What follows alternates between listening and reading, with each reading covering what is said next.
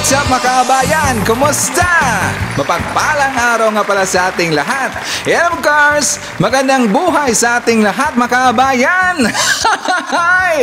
Panibagong araw na naman. Panibago namang makamalbalan ng ibang kampong tipag-usapan mga kabayan. And of course, wala nang intro pa. You already know who this is. Si Sir Ivan na naman mga kabayan. Mag-iingay sa inyong mga cellphone at sa inyong mga TV.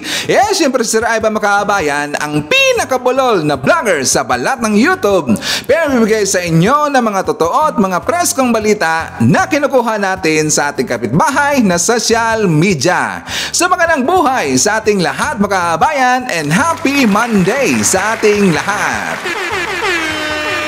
Okay, so kumusta ang lahat mga kabayan? How are you today? Well, I'm hoping na sana magandang ating gising ngayong umaga at meron tayong very energetic na aura. At sana rin po mga kabayan na hindi nyo kalimutan ang mag-pray ngayong araw. Couple minute lang po. Magpasalamat tayo sa ating Panginoon kay Lord Jesus Christ na ngayong araw ay gumising pa tayo at magpasalamat din po tayo sa mga blessings nating na-receive araw-araw at mga blessings na hindi natin nakikita. Okay? So please, don't forget to pray always, every day. At before na mag-start mga kabayan, well, syempre, alam na ho nating lahat na kung saan, i-check muna natin dito kung sino po yung nakapasok sa ating top 5 commenters doon sa ating glass bag. At nandito sa ating listahan mga kabayan, ang nanguna po ay si Ma'am Shane Sibal, nandiyan rin po kasama si Robel Ferrer Official, Dipina Dicuaten, Army Lagaso, and Ma'am Jeline Quezon. Pasalamatan rin po natin ang ating mga channel members na sila si Beloved Ryan, Samuel Membrado, Pusong Inami, Cosmo Defender, Fiz Calante, Rosette Roel, Baby Bar, and Mel Grace Holmes. Thank you so much kay Ma'am Carclia F. Nagbigay sa atin ng super thanks na $10. Thank you so much. And of course, pasalamatan po natin si Kemi. Nagbigay sa atin ng super thanks na 320 Japanese yen. Again, thank you so much. At syempre, ang ating mga early birds mga kabayan, kasama natin ngayong araw si Blessy Caronan, Maiti Baisa, Brian Baltasar, Maria Mida Siplon, nandiyan po si Maria Cristina F. Manimbao, Mary Jane Tan, Leonardo Manansala, Andian Supleo, nandiyan po si Marcus Hernandez, Johnny File, Julie Pintor, Rofina Apiado, and Ma'am Blisilda Siniza of Cebu City. Okay, so ay siya nga pala mga kabayan. Speaking of Cebu City, meron kasi akong nakita po na post po ni Jason Sa na ngayon daw darating na February 25, magkakaroon na naman daw ng prayer rally dyan sa Cebu City mga kabayan. Di ba nung una doon sa Davao? So from Davao, pupunta sila doon sa Cebu City mga kabayan. Mag-prayer rally. Well, prayer rally ba talaga? Or baka mura political rally mga kabayan? Ang sabi pa nga ng ibang mga vlogger ay devil rally daw yan. Alam, expected na natin magmumura na naman yan. Pero I'm thinking, marami ba talaga na pupunta doon sa mga kabayan? Kasi nga sa pagkakaalam ko, mas marami kasi mga makamarcos dyan sa Cebu City. At saka, siyempre, kapag lalapit po yung mga Duterte doon kay Gwen Garcia, so probably, dadamay po yung pumunta doon sa kanilang rally mga kabayan. At kapag hindi sila susuportahan dito ni Go Gwen Garcia, well, ilan lang siguro o baka lalangawin mga kabayan. At saka, alam niyo po, meron kasi akong nakita po na post rin, this coming February 25 dyan sa Cebu City, meron rin pong rally yung mga dilawan mga kabayan. Kaya sabi ng ibang tao, yung mga maka-Duterte at saka yung mga dilawan, mag-sanib pwersa mga kabayan. Mag-sanib pwersa para sisiraan po yung gobyerno at para po sisiraan si BBM. This coming February 25, yan po ay rally ng Duterte plus Pinklawan at saka dilawan. Sanib pwersa na? Anong yari? Mag-sanib pwersa na. At saka yan po ay post po ni Jason sa mga kabayan. Saka babasahin po natin dito para meron tayong ebidensya. Sabi nito from Jason sa official account, Cebu Prayer Rally announcement. Cebu Prayer Rally is set on February 25, 2024, that is Sunday. Hakbang ng maisog, step of the brave. Brave na ba yung mahilig magmura mga kabayan? At saka brave na ba yung yung hilig mang-apak ng pagkatao ng isang presidente mga kabayan? Sino yung Sir Ivan? Siyempre yung mayor na maraming tato. Yung maraming tattoo tsaka walang kwenta mga kabayan. Iniisip na nila ang kanilang sarili. Kahit doon po sa Davao City, 'di ba? Yung mga kabayan, yung binigay po dito na tulong, ayuda ni SMR, abay ginblock nila, ginbarred mga kabayan. Bakit? Kasi merong pangalan daw na Office of the Speaker, Speaker Martin Romualdez. At saka meron po mga kabayan, mga pictures doon, nakasama doon sa mga ayuda, yun po ay sa Tingog Party List. At saka napag-alaman ko mga kabayan na meron palang office ang Tingog Party List dyan sa Davao City. So ngayon, parang sinusuppress na sila ngayon kasi ayaw na po payagan ni Pulong Duterte, pati po ni Baste mga kabayan na makapagbigay pa ng karagdagang ayuda ang grupo po ni SMR. Tingnan nyo inisip dito na dapat nga makipagtulungan sa mga kabayan kasi nga nasa kalamidad tayo, nagka-problema ngayon yung Davao City. I think alam na ho natin yan lahat at saka marami pong namatay mga kabayan. So, para sa akin, honestly, siya nga pala, like for example, dito rin po meron tayong sasagutin po na comment sa ating last vlog. Kasi nga, ayon dito ni Teodoro Abisya makahabayan, kasi nga, sabi na sa akin na yung ginawa daw ni Speaker Martin ay hindi daw yung maganda makahabayan. Pero specifically, sabi niya, and Martin's move is not really appropriate. Putting your face at amelioration relief is not acceptable. Stupid public servant, do you agree, Ivan? Answer me. Tinanong niya si Sir Ivan kabayan. So, ibig sabihin dito, hindi niya nagustuhan. Ibig sabihin, stupid move daw yung ginawa ni Speaker Martin Romualdez sa paglagay ng kanilang mukha or pangalan doon sa ibinigay na ayuda makabayan. Stupid move daw yon. Okay, so meron din papakita po. Si Bibi Sara ay nabigyan rin po ng ayuda na kung saan meron pong pangalan sa kanilang office makabayan. Saan, Sir Ivan? Yan po. O di ba, Sir Teodoro? So ano bang masasabi natin dito? Di ba kapalaran po kay SMR? So inuulotin ko na dito, hindi ko pinagtatanggol to sa SMR, okay? So para klaro lang po tayo at saka maging transparent tayo at para maging fair tayo both sides makabayan. Dito po sa ibinigay po na ayuda ng Office of the Vice President, well, wala namang pong iba na Vice President makabayan, kundi si VP Sara lang po. So ibig sabihin yan ba Sir Teodoro, that is stupid idea po. Di ba? Pakisagot, Sir Ivan. Stupid idea ba yan? So para sa akin, ulitin ko po, walang problema kay Sir Ivan kung kaninong mukha mo yan. Makikita natin dyan sa mga ayudang ibinibigay ninyo. Walang problema yan. Kahit sinong pangalan dyan, kahit mukha dyan, as long as nakatulong tayo sa sambayan ng Pilipino. Lalong-lalo na sa panahon po ng sakuna, sa panahon po ng ganitong mga isyu makabayan o yung mga kalamidad. So walang problema ho yan. Dapat tulong-tulong tayong lahat. I-set aside natin po yung mga personal natin na mga grudges. Kung meron mang galit dito si Polong, meron mang galit dito yung mga Duterte, doon kay SMR, or sa ibang mga tao, yung mga Marcos, well, i-set aside nyo muna yan. Dapat unahin natin dito ang ating mga constituents, ang ating mga tauhan at sambayan ng Pilipino na nandyan sa Davao City. Okay? So, Teodoro, I think na-answer ko na po ang yung question. Di ba? So, dapat fair ho tayo. Dapat sabihin mo yan na wala pong pwedeng ibato si Sir Ivan dyan po sa tanong ninyo. Okay?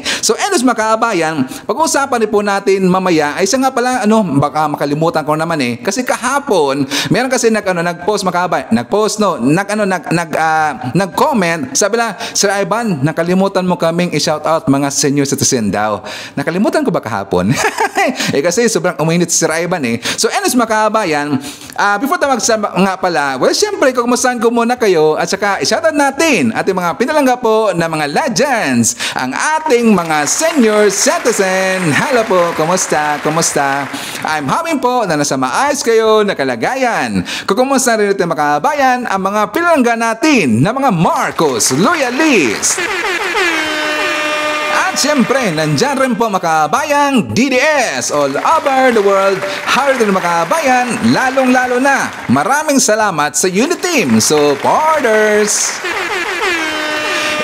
thank you so much sa itong returning viewers, mga supporters to na Sir Ivan, mga Suki Sting Channel, thank you so much at maraming salamat sa mga viewers na hindi nag-skip ng ating mga commercials. Thank you so much. At siyempre mga kabayan, i-welcome po natin ating mga new subscribers, mga bagong pasok sa Sting Channel. Welcome to the family and thank you po for appreciating our channel. E sa mga kabayan, sa hindi pa po nakapag-subscribe sa ating channel, well, libre naman yan okay? At saka kung gusto niyo po makabayan, i-share po natin ang ating vlog, okay? So, sa mga kabayan, isa rin po sa ating pag-uusapan nga pala mamaya, kasi itong si Hitad, abay nagtantrong makabayan na insecure plus nagselos doon po sa ginawang vlog ni PBM. I think nakita na ho natin yan lahat, na kung saan meron kasing vlog si PBM at saka kasama niya si F. Elisa makabayan, that is about po sa kanilang love life, sa personal life. So that is Valentine's special. At saka alam niyo po, ang ganda talaga ng vlog na makabayan. Honestly, ang ganda talaga. Pero itong si Hitad, hindi niya nagustuhan makabayan kasi sabi niya, binudol daw ang taong bayan. Dahil daw sa vlog na yun, binudol makabayan kasi sabi niya, yung daw mga nagtanong doon, kasi nga merong question makabayan, parang question and answer po ang style ng vlog ni BBM kahapon. So meron lang doon nagtanong na account na kung saan sabi niya, isa dang troll makabayan kasi wala dang followers yung account na yon, plus wala dang following at wala rin pong post ang account na yon doon sa Instagram makabayan. So nag-assume siya kaagad na lahat po na nag-question doon kay BBM or F. Elisa, lahat daw mga troll makabayan. Well anyways, before tayo pumunta doon sa balita na yan, dito muna tayo sa good news na kung saan itong maraming nawindang makabayan. Di ba marami pong nagsasabi na mga anti-Marcos na kumusta daw yung foreign trips na mga investment daw na parang papel na makabayan ni BBM. Sabi lang papel daw, hindi daw nag-materialize yung mga foreign trips ni BBM, yung mga investment pledges ay wala daw nangyari makabayan, papel lang daw. So ngayon, merong naglabas po na report this is a report from DTI mga kabayan. Pero ito ay unang ni-report po ng Philippine News Agency. At ito po ay ibinalita ng politico.com.ph. Well, this is very good news talaga mga kabayan kasi ito ay about po sa mga investment pledges ni BBM sa kanyang foreign trips. So according dito sa balita po ng Philippine News Agency, around 14.2 billion US dollar worth of investment commitments from President Ferdinand R. Marcos Jr.'s foreign trips in the past 16 months have begun turning up as of December 2023. The Department of Trade and Industry reported Sunday. So para klaro makabayan, para may convert din po yung 14.2 billion US dollar dito sa balita po ng politico.com.ph. According dito, President Marcos Jr. foreign trips have now brought in 14 billion US dollar equivalent to 783.5 billion pesos. Take note, 783.5 billion pesos in actualized investment. So ang ibig sabihin mga kababayan, yan po ang exact na number na pumasok na po na investment ni BBM dyan sa Pilipinas. At yan po ay kinumpirma ng DTI. Isipin niyo po, 783.5 billion pesos na lahat ang pumasok na investment dyan sa Pilipinas. Pero sinasabi lang mga kababayan, wala nang kwenta yung foreign trips ni BBM. At saka kung sabihin natin to na actualized na number na yan, so probably yung iba dyan mga kababayan, ginamit na po yan doon po sa mga projects po ni BBM. So dahil pa dito, thanks to BBM's effort, our country is now reaping his success. Sa bagong Pilipinas, walang Filipino ang magugutom. Okay, so dito pa mga anti-Marcos, ngayon fake news pa ba yan? Dalawa po na news outlet na nagbalita niyan, ang PNA, ang mismo po na government platform ng ating gobyerno, pati po yung news outlet na politico.com.ph. Ulitin ko lang po, ang sarap mang asar, pumasok lahat na 783.5 billion pesos ang investment ni BBM na nandyan na po sa Pilipinas at nag-actualize na makabayan. Di ba? Very good news. So yan.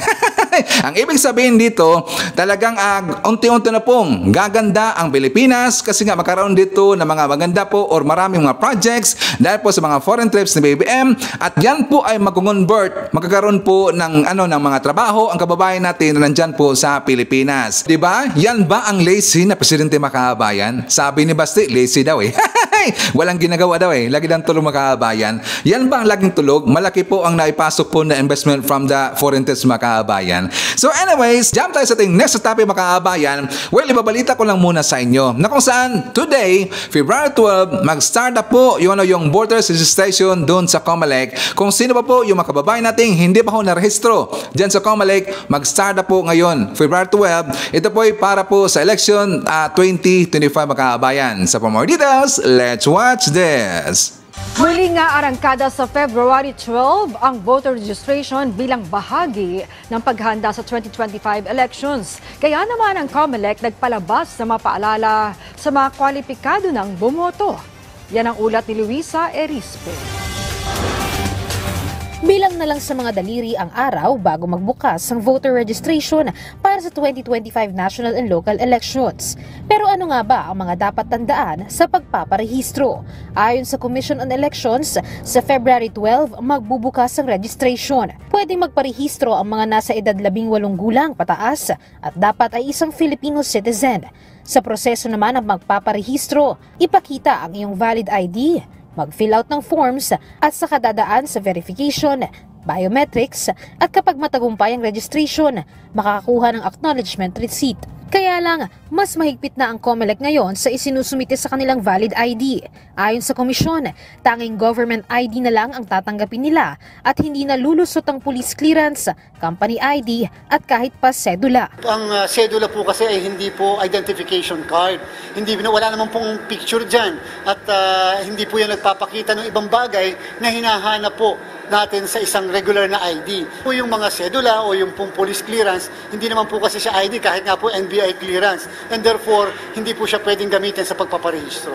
Inaasahan ng COMELEC na aabot naman sa 3 milyong botante ang magpaparehistro, lalo na at inilunsad na rin ng COMELEC ang Register Anywhere program, kung saan kahit mga malls magkakaroon na rin ng registration at hindi na kakailanganin pang pumunta mismo sa local COMELEC office para magparehistro. Para sa mga magpaparehistro sa Register Anywhere program, magdala lang ng ID at pagpapatunay sa inyong tinitirhan. Napakalaking tulong po ito. Hindi na po nyo kinakailangan umuwi pa sa mga probinsya. Hindi nyo po kinakailangan umalis pa dito sa pinagtatrabahuhan nyo o sa pag-aaral ninyo para lang makauwi sa kung saan nyo gusto talaga magpa-register. Tatagal pa hanggang September 30 ang voter registration. Pero paalala ng COMELEC, habang maaga pa, magparehistro na. Huwag na pong sasamantalahin o sasadyain na yung bandang huling linggo na bago mag-September 30. Mas maaga magpaparehistro, komportable tayo at the same time mas maaasikaso po kayo ng inyong Commission on Elections. Okay, so ulitin lang po natin mga kabayan para klaro sa lahat na kung saan according po ni Chairman ng COMELEC, ang tatanggapin lang po ng mga IDs once magparehistro na tayo doon sa COMELEC, dapat yung mga ID na merong mukha natin mga kabayan. Yung nakikita po ang ating actual na mukha or IDs. So like for example, yung sidula, pati po yung police clearance, hindi ho yan tatanggapin ng taga-COMELEC kasi wala pong mukha natin na makikita doon mga kabayan. So again, ang i-represent natin yung mga IDs na merong mukha natin. Okay, so clear na bang lahat? So anyways, forward tayo sa ating next topic mga kabayan. Pag-uusapan muna natin dito yung tungkol po sa mga hackers na nandun po sa China na kung saan, I think ano natin yan, di ba na-topic natin yan 3 vlogs ago mga kabayan, na kung saan pinagtangkaan dito na i-hack po yung ating government platforms o mga websites ng ating gobyerno, pati rin po yung platforms o website po ni BBM. Ngayon, napag-alaman po ng taga DICT na yung nag-hack mga kabayan ay taga China. So ngayon, nag-offer po yung taga China mga kabayan na tutulong daw sila, tutugis dito sa mga hacker na nandyan po sa China mga kabayan. So for more details, let's watch this. Tutulong ang China na matukoy kung sino ang nasa likod ng hacking sa mga website ng ating gobyerno. Kasunod dyan ang pagsisiwalat sa ilang hacking attempts na natrace raw galing mismo sa China. Nasa frontline ng balitang yan si Marlene Alcaide. Kasunod ng tangkang hacking sa mga website na ahensya ng gobyerno, mismong ang China na ang nakipag-ugnayan sa Department of Information and Communications Technology. Sabi ni DICT Secretary Ivan Uy, gusto rin ng China na masabat ang mga nasa likod ng cyber attacks. They are willing to help. They have mentioned that if we can share with them kung ano yung nangyari para mahanap daw nila kung saan at sino yung gumawa nun. Matatanda ang tinangka ng mga hacker na pasukin ang website ng Overseas Workers Welfare Administration o OWA. Sinasabing ang hackers ay mula sa China Unicom, isang China state-owned telecommunications company. Muntik na ring mabiktima ang website ng Philippine Coast Guard. Sa kabila nito, nauna nang itinanggi ng China na may kinalaman ang gobyerno nila sa nasabing cyber attack, lalo't mainit pa rin ang tensyon sa West Philippine Sea. Sabi naman ni Secretary Uy, tinitingnan pa nila ang lahat ng anggulo. Well, that's not for us to come out with that conclusion yet, no? It's too early, but anything is possible. So we just need to, I think, currently take it at face value and see how things develop. Kasunod ng mga hacking, ipinresenta ng DICT kay Pangulong Bongbong Marcos ang cybersecurity plan para sa taong 2024 hanggang 2028. Pagpapaigting ito ng policy o mga panuntunan para protektahan ang bansa laban sa scammers at cyber attacks. Kasama na rito ang paghubog sa cyber skills ng mga Pinoy. So we are intensifying on a massive scale our training and our capacity building for cybersecurity, for AI, for many of them emerging technologies among our digital workforce. Paigtingin din ang koordinasyon sa ibang bansa. Sa pamamagitan nito, makakagawa ng threat assessment ang Pilipinas bago pa mapasok na mercenaries ang cyberweb ng Pilipinas. Ang mercenaries ang mga eksperto pagdating sa hacking na ang loyalty ay sa kung sino man ang nagbabayad sa kanila. Aprobado na ni Pangulong Marcos ang National Cybersecurity Plan na ito. Well, ang malaking tanong nito makahabayan, kung mapagkakatiwalaan pa ba yung taga-China? Well, alam naman natin yung China makahabayan, at saka dyan nga sa WPS, palaging tinatridor yung Pilipinas. Di ba, binubuli tayo lagi dyan makahabayan sa West Philippine Sea.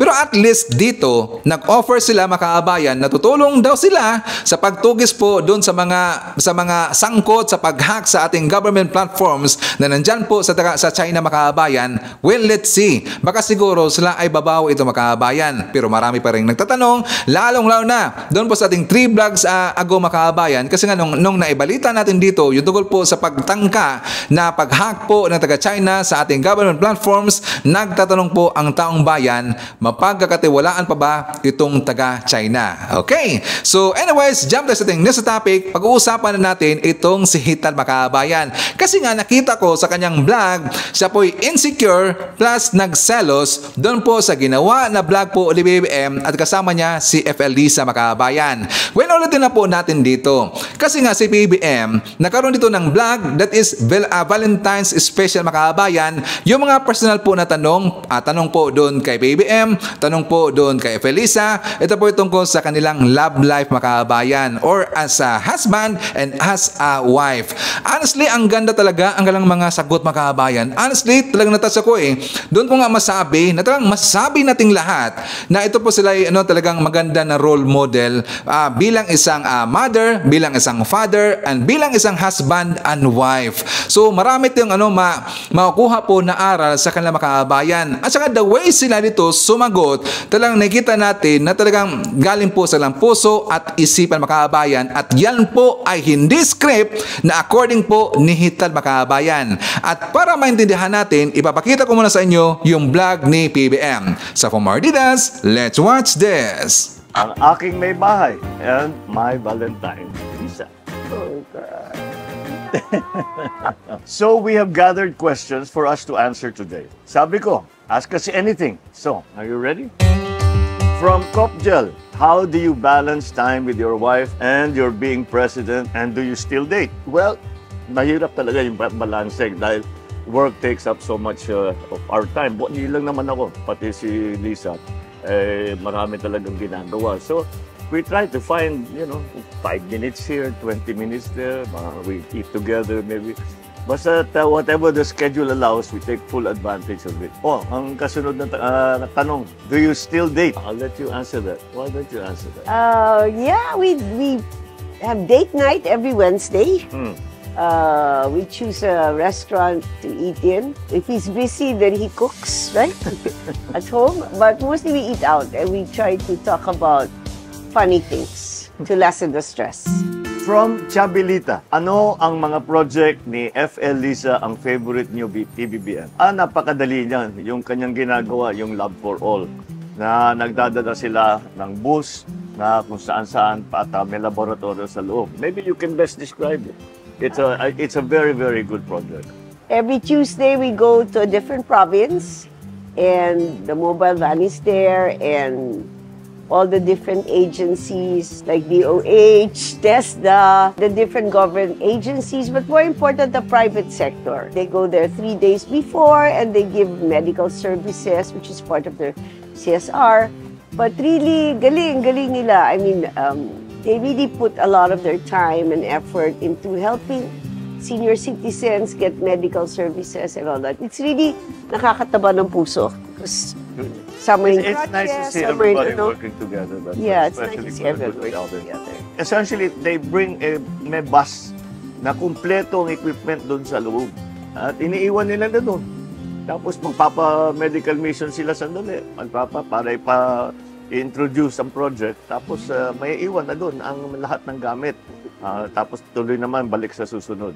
Parang you have a mobile clinic in that province that goes around. Napakahalaga, very important. From Clarion Gian, PBBM, what personality trait do you love most about the First Lady? From GSAN 18, what's the best quality of PBBM? Madali yung kay Lisa. She really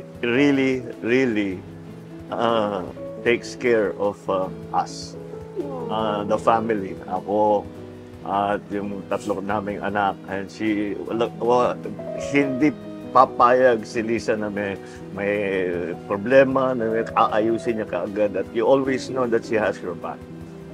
So, yeah, that's Sweet. Well, now your turn. Your best quality, you are so, I always tell people, for someone so intelligent, you're so kind, Bong. So patient, so mabait, always sees the good qualities in people, not a mean soul in your body. And I know you love the country, and God, the things you put up with, I don't know how you do it, but idol. I'm so proud of you also. You're sweet. Sip, sip. From Jeshan 18, ano po ang love language ni PBBM at ni FL Lisa? What is that? No, love language. No, I know, but what? I don't know if we can have. I think laughter, right? I mean, we just. I think so. I think it's just really that's a hard question. I know. We just try, I suppose, to be with each other as much as possible. And as I said earlier, snatch what little time there is in both our busy schedules to spend time with one another. It's really time, because that's, of course, the most valuable thing. I don't think we have any language. I think. I don't think you can put it down to one thing. There's so many things that we do. Kasi my husband's deep. Parang, you know na that he loves you. Miyam. Okay, cut. From Henry Totsi, what makes your relationship strong and healthy ko? Para naman ma-apply ko sa magiging jowa ko. Ewan ko, one of the things really that keeps us going is a sense of humor. Dahil napakaseryoso ng trabaho namin, I was about to say we don't bring work home, but we do. Because sometimes. We have to. In the end, we always find time to laugh about everything and try to see the lighter side of things. Otherwise, you'll go a little crazy. But I can make jokes with Lisa that perhaps would be inappropriate in any other setting. But that's true. I think we try to laugh a lot. Yeah, right? we do Because end up it's so laughing. stressful outside. Yeah. So when you come home, you just try to make light of things. From Eunice, any advice to those in relationships today can be strong in today's generation? What advice? Don't let stress get to you. I guess. Yeah, I guess it's good. Laugh whenever you can. Be grateful for what you have. And we're all blessed one way or another. Just be grateful. They'll never be perfect, but just be grateful. I suppose it's just direct communication. Don't communicate through your phone. Talk to each other face to face. Don't bother with social media when it comes to relationships. Talk to each other face to face. Hold hands. Go have dinner. Walk down the beach. Do something, but don't do it digitally. From Loisdale, how do you make up when you get into fights or argument? Oh, we never get into fights or any argument. I don't know what is. I don't understand the question. That never happens. It's perfect. We never fight. Unheard of. Confused ako dun sa question na hindi ko naintindihan. I'm sorry, hindi ko naintindihan. Sorry, Lois, hindi ko naintindihan. Tell us the story of your first kiss. Wow. Wow, you're talking 35 years ago, right? Wow. Pretty much. Your first kiss. New York. Basta you kissed me first.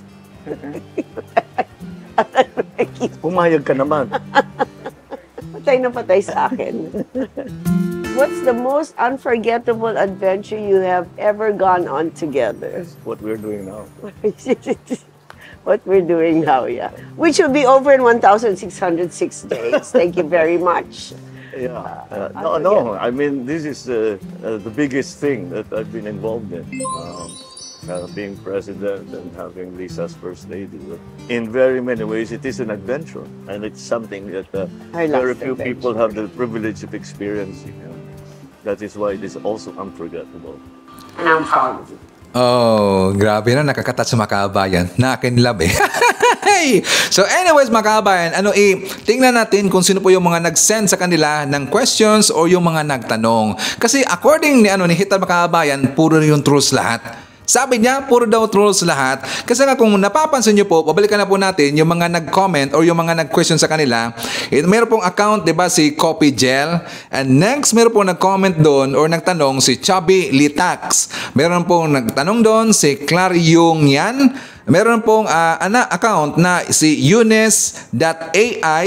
Meron pong si Jason Makabayan, Jason18. Saka meron pong Second Child Things. So, itong mga account ng Makabayan, tininan ko po ito lahat. So, I found out sa lahat po dito na 6 na account Makabayan, ito pong si Chubby Litax. Si Chubby Litax lang po dito, yung walang walang followers, wala pong following or pina-follow Makabayan at wala po siyang post. So, ngayon, itong si Hita Makabayan, nag-assume kaagad na yan daw ay si Efelisa Makabayan. Si Efelisa lang daw yan at saka yan po ay troll na account. Okay, hindi niya naintindihan kasi nga meron pong nagtanong kasi ako doon sa mga gumagamit po ng Instagram Makabayan na sabi nila na even daw na wala kang pinapalo, wala ka rin pong following or wala kang post, hindi magsabihin ikaw po ay isang troll Makabayan or hindi po makatotohanan ang naggamit po ng account na yan. For example po, di ba dito sa aking mga viewers po, di ba sa ating mga viewers wala pong mukha Makabayan?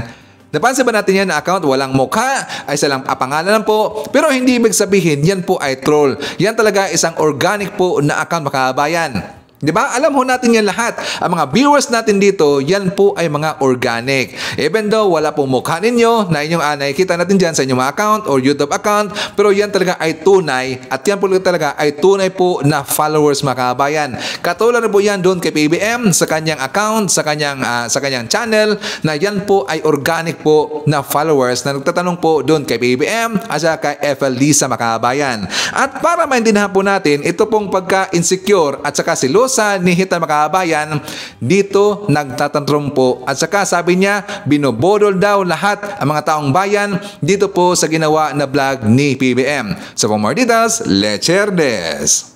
Okay, I'll tell you something. Okay. So, first thing na napansin ko sa kanilang Valentine vlog, mga kababayan, ay scripted. Okay? Nagbabasa sila ng kanilang isasagot. So, nung nakita ko na binabasa nila yung kanilang isasagot, Tika, tatanong ko lang ito mga kabayan, naniniwala ka ba o nakikita mo ba naging scripted po yung vlog ni PBM? Sige nga, please comment down below. Alam nyo, sa tingin ko mga kabayan, hindi po scripted. Galing talaga dito sa kanilang puso kasi nga, yan po ay kanilang experience mga kabayan. At saka kung the way po titingnan natin si Efelisa, pati po si PBM, yung nagsalita sa mga kabayan, hindi po yung scripted. Totoo po yun talaga. Dito, talagang binobodo na naman ni Hitad ang kanyang mga followers mga kabayan. Patuloy tayo. Sabi ko, mga buwakan ng Genemis to, pinagluloko. Hindi organic, right?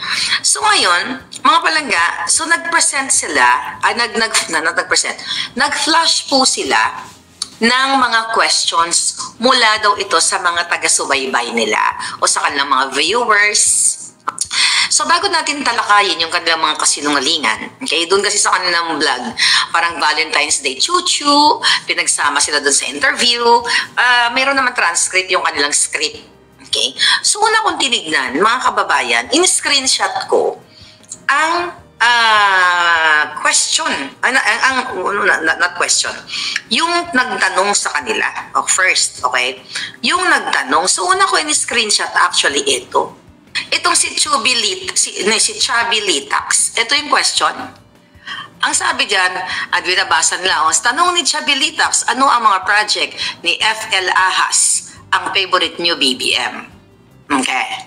So mga palangga, inalam ko kung there is an existing Chubby Litax. Tingnan nyo, hinanap ko si Chubby Litax. Okay? Natanggal na. Mukhang tinanggal ka agad ni Ito si Chubby Litax. Ayan. Troll na troll. Nakita nyo? Troll na troll si Chubby Litax. 0 post, 0 followers, 0 following, at ayan ang itsura niya. Alright? Di ba may Instagram kayo? So mga palangga, ulitin ko muli.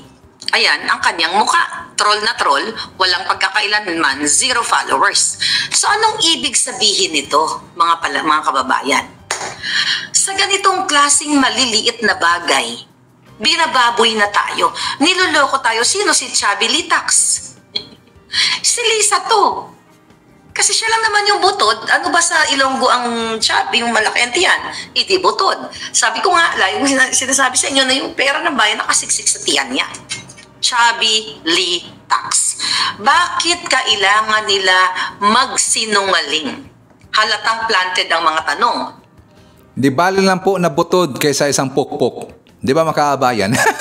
Tinatawag kasi sila na butod si Efelisa. Uy, di ba lang na butod kaysa isang POK 2 times makaabayan?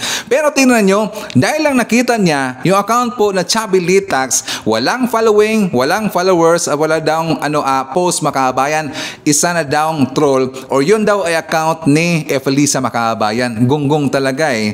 Parang ginagawa niyang tanga ang kanyang mga followers. Katulad rin yan dito, like for example, sa inyong account makaabayan, sa ating viewers natin dito na walang mukha na account at saka pangalan lang po. Ang ibig sabihin, troll kayo makaabayan.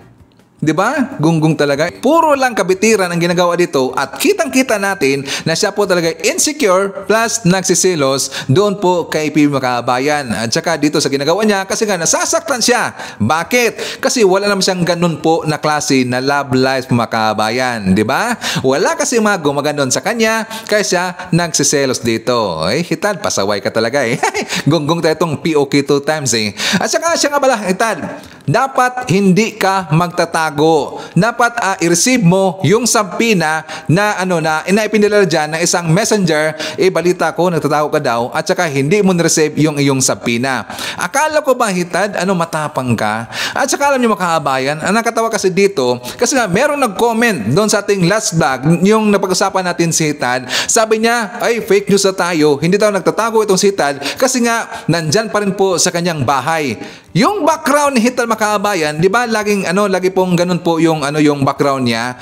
Yan po ay green background. Huwag naman tayong mauto. Si Hitad, pwede yan kahit sa magpunta-punta as long as dala-dala lang niya yung kanilang green po na tela makaabayan. So during po sa kanyang pagla-live stream, pwede naman kasi yan palitan po. Merong settings kasi na pwedeng palitan po yung background as long as naka-green background makaabayan. Okay, gets na ba natin? Kayang-kaya yan sa mga live stream na ginagamit nila na applications, either StreamYard, Streamcast, or yung OBS Studio or whatsoever, pinapalitan nila ang kanilang background using green na background makaabayan. So anyways, bago na mag-jump po sa ating next topic makaabayan, i-shout out natin. Nandyan po kasama natin si Ruel Ornedo.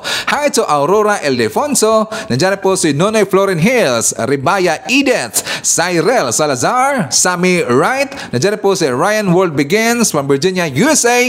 Hi to Ma'am Carclia, si Beer Sir Redler, Trexie, Sir Lowe, si Ma'am Bless, Sir Didi, Sir Paul. Nandiyan po si Mami Lance, Simply Tokis, Lily, si Carmen, Judy, Don Kings, Red1, Lentek, First Team, Aiko, Pax, JCC, Elzar, Wenzel Paises, Lady Net. Hi to Sir Castillo and Sir Golfy. Nandiyan po si Tatay Amik and Tatay Jack First of Jack First Family. Syempre po natin mga kabayan, kasama natin si Juan Warillo or Wanillo. Hi to Alexander Otrera. And happy birthday kay Regine and Jimboy of Cute Pardo, Cebu City. That is greetings from Rodolfo Randarabor. And hi to Emily Timaho and Ma'am Helen Cabayao. Okay, so bisitahin muna natin mga kabayan kung ano na yung update doon sa Pasig Esplanade. So for more details, let's watch this. May bago namang lugar na maaring pasyalan ng ating mga kababayan sa Metro Manila. Kung saan yan alamin sa report ni Bernard Ferrer. Live, Rise and Shine, Bernard. Dayan, nandito ko ngayon sa Pasig River Esplanade sa lungsod ng Maynila. Aakalain mong nasa Europe ka sa ganda na may makikita mong sculptures at street lamp. Hindi rin pahuhuli ang mga ipanagmamalaking pandango sa ilaw sculptures sa isang tatak Pinoy. Sa gabi ay kaabang-abang ang iba't ibang ilaw at ang fountains sa lugar. Tampok sa Esplanade ang mga bangko at terrace na magandang lugar para mag-relax at magmuni-muni.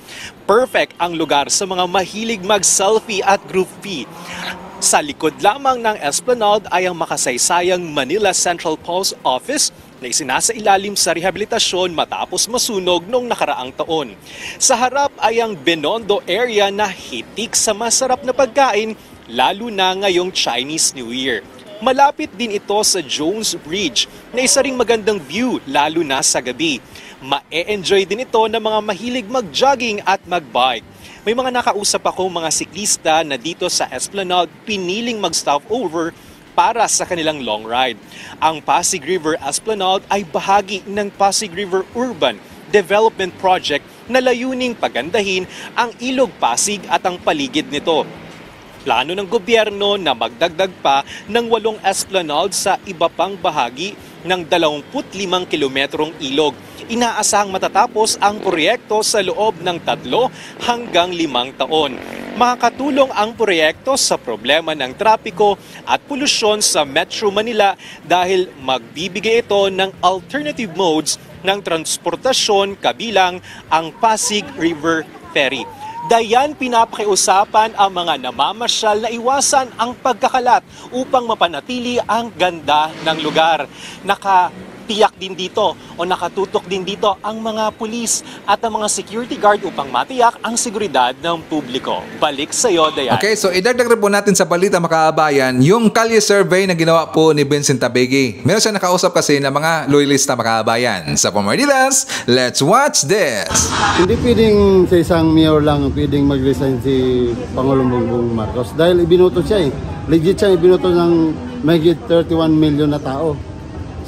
Compare mo sa isang tao lang, mayor, tapos 31 million. Oh. Paano mo masabi na mag-resign siya?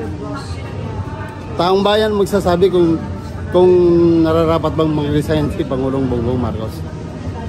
Sir, payag po ba kayo na ihiwalay daw ang Mindanao sa Pilipinas? Hindi pwede kasi nasa batas yun eh. Nasa batas yung Mindanao. Nasa article ng 1997. Buo yung Pilipinas. Wala naman nakalagay na hiwalay ang Mindanao eh. Mensahe niyo na lang po sa nagsabi na mag-resign si Pangulong Bongbong Marcos. Opo, mensahe. Ang mensahe ko sa iyo, palakasin mo yung position mo kung ano man ang gagawin mo. Kausapin mo yung 31 million na nagboto kay BBM. Kung karapat-dapat ba siyang parisanin dahil ibinoto siya ng tao. Sir, mensahe niyo na lang po sa ating Pangulong Bongbong Marcos. Masasabi ko sa kay BBM, ito pa rin niya mga adhikain niya na pagsamasamahin ang buong sambayang Pilipino. Ipakita niya na kaya niya, may paninindigan na hindi lang sa gawa, sa puso. Kung ako tatanungin personally, bilang mamamayan, tayo lahat ay may karapatang magsabi ng saloobin natin. Pero alam din naman natin na tayo ay nabubuhay na sumusunod sa batas. Diba? Dahil kung walang batas na sinusunod, ang gulo na ng bansa natin. Which is, yun ang nangyayari ngayon sa atin. Diba? Pero hindi ho ako ayon doon na ang isang tao, kahit sino pa man siya, lalo na kung siya ay binoto ng mga tao, ay hindi po dapat nagsasalita na ngayon ng ganon in public. Bakit? Kabastusan yon.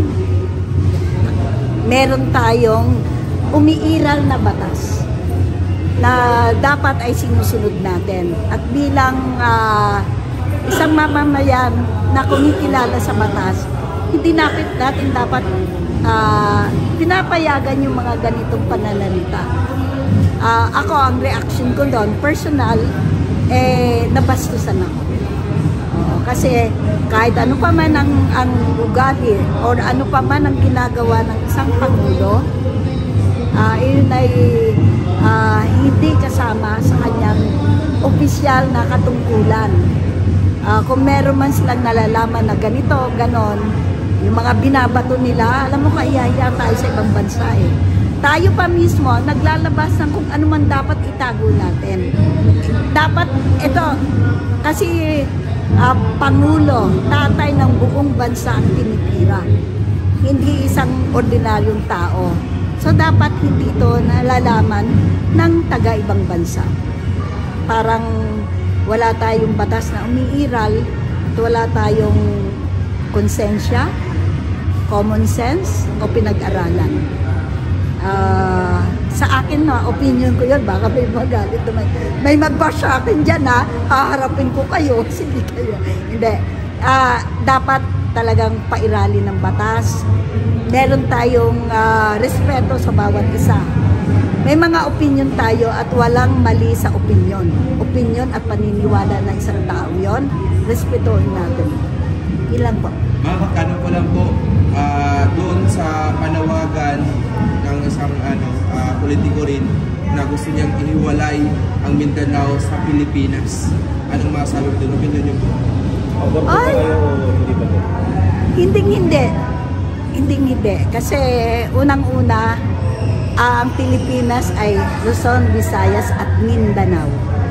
So, asa namang nanggaling yung kaano na dapat humiwalay sila? Diba? Nakakalungkot ng isang dating presidente ang magsasabi niyan.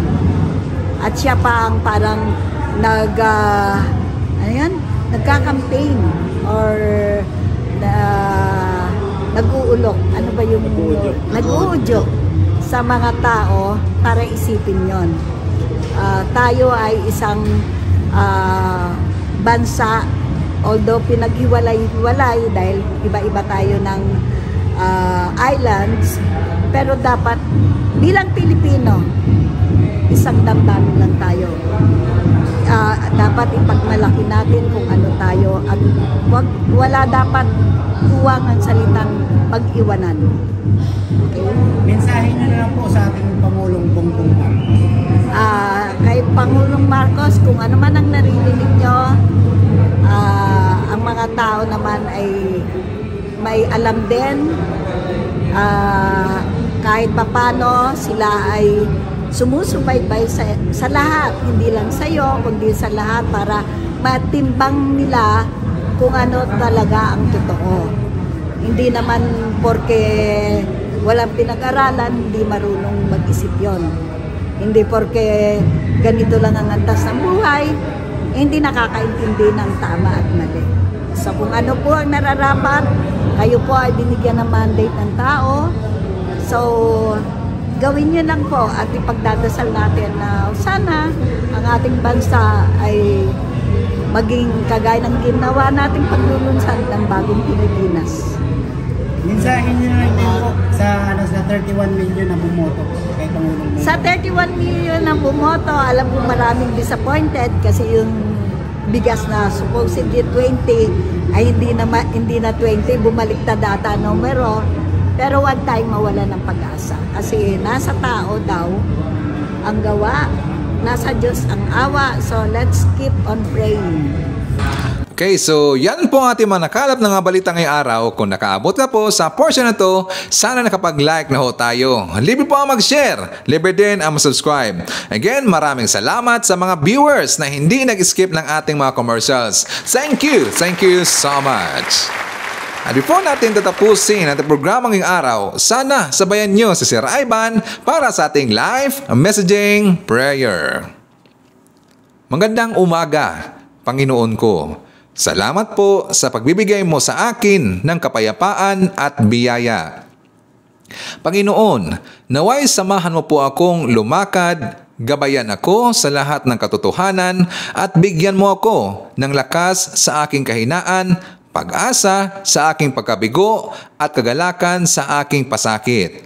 Ano man ang mangyari sa buhay, mangyaring hayaan akong maunawaan ang iyong mga intensyon sa likod nito. Hindi sisihin o mamaliing intindihin ka at maniwala na dapat mayroong iyong perpektong plano sa likod nito. Ngayong araw, nais kong hanapin ang iyong mukha sa aking buhay at magsalita at kumilos ayon sa iyong kalooban upang luwalhatiin ang iyong pangalan. Idinalangin ko ito sa pangalan ng Panginoong Hesukristo. Amen. So maraming salamat mga kababayan, and I hope to see you again on my next video. BBM Sara, BBM Sara, pagkakaisa patungo sa ginhawa. BBM Sara, BBM Sara, para sa kinabukasan naming mga bata. BBM Sara, BBM Sara, walang imposible na kapag nagsama-sama. BBM Sara, BBM Sara, ang presidente at ang bisi na mahal ang mas.